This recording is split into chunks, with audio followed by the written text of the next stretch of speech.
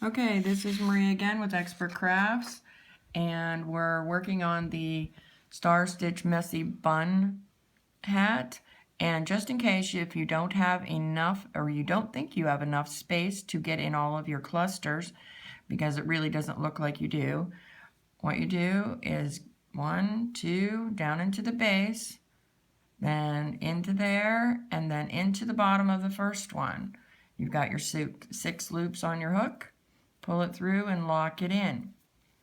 When you're going through your cluster stitches, your first cluster stitch is going to be 16, then 20, 24, 28, and 32 for the rest of them for an adult. So let's do that one more time. I'm at the end of my cluster row, and I don't think I have enough room, but I can get one more in there, and that's going to make you have the correct number of stitches for the next row, which at this point would be 64. So in through the hole and down into the first part of the first cluster.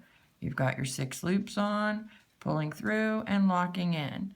And that way you will have 64 stitches when you go around for your single crochet. Thank you very much.